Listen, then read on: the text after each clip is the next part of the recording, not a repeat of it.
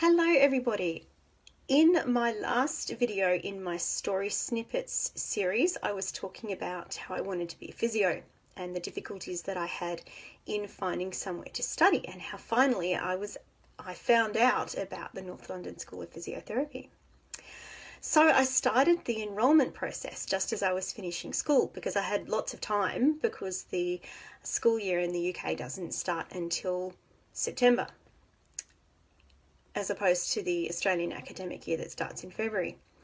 So I enrolled and they accepted my written application.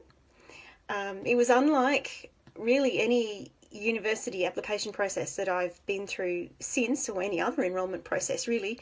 It was quite unusual. I had to fill in forms, as you do for normal university enrolment. Then I had to write a story about why I wanted to be a physio. Which was fine. Then I had to do a whole host of physical tests. I had to go to one of the physio schools in Sydney. I had to do jumping jacks. I had to walk on a balance beam. I had to put 4 stools in a square 4 feet apart, or something similar, and the idea that I couldn't reach between the 2 stools to, see how far they were apart. I had to put 4 stools in a square, which was measured, and the measurements were all written down, which is incredibly hard if you can't see where you're putting. Well, I don't know. I found it really, really hard anyway. I challenge anyone who's decided to put 4 stools in a square exactly 4 feet apart without touching there's more than 1 stool at a time.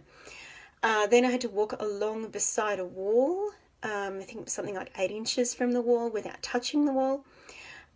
I found out later that the whole idea of all this stuff was to check out my orientation and mobility skills, and my ability to judge distances, and my spatial awareness.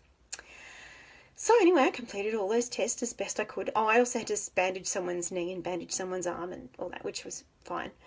And so completed all those tests, and off I went to London with my mum. She came with me because I didn't know what I would need over there, and so I took everything. I took a Perkins Brailler, which is this steel contraption which weighs about 4 kilos. I took heaps of Braille books because I didn't know what I'd need over there.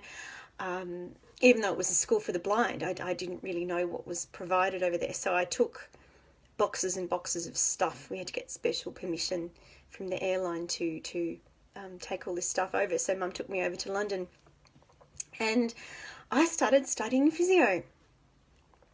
It turns out, though, that the result of all those tests showed that I had problems with my spatial awareness, which of course I wasn't aware of. The only thing I knew was that I couldn't do something like hold a bowl of soup level, or carry a tray, or something like that, and I just thought that all blind people were like that, but obviously not. There are other blind people who can do those sorts of things better because they have a better awareness of where their body is in space.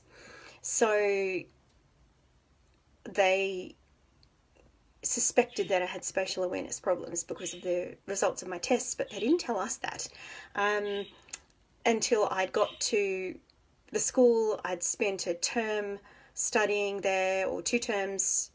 I started in September. I ended up leaving in February, so 5 months studying there.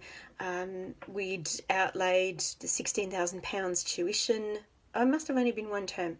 £16,000 tuition, all that sort of stuff. Anyway, to cut a long story short, I was told that I should come back to Australia and do something more academic, because my skills and my experiences over there, they had observed me and they had confirmed that yes, in fact, I did have spatial awareness problems, so I should come back and do something more academic. Thankfully, my father, in his wisdom, when I had actually got my Australian university entrance score, he suggested that I apply for something just in case, just as a backup plan. So I applied to study commerce. So I had that waiting for me when I came back, and I will talk to you a little bit about that in my next story snippets video.